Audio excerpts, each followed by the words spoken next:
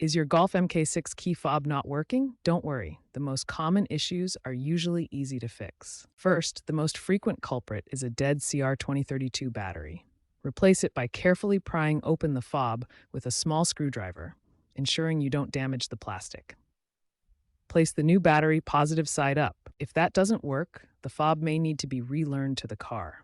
This involves a synchronization process, usually done by cycling the ignition and pressing buttons in a specific sequence. Check your owner's manual or search online for the exact steps for your model year. Enhanced diagnostic software tools like VCDS have made this process easier. When battery replacement and relearning don't resolve the key fob issue, the problem often lies with the comfort module, or BCM. The BCM controls all keyless entry functions like remote locking and unlocking.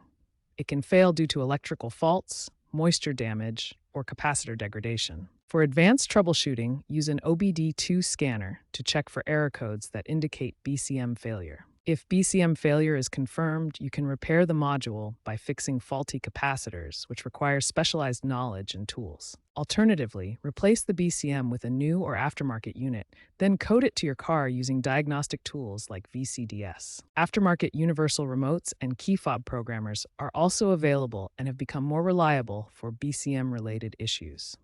Always disconnect the car battery before working on electrical components to avoid shorts and ensure safety. Trends are shifting toward digital and app-based key solutions, while professional BCM fixes can be expensive, costing $200 to $500 or more.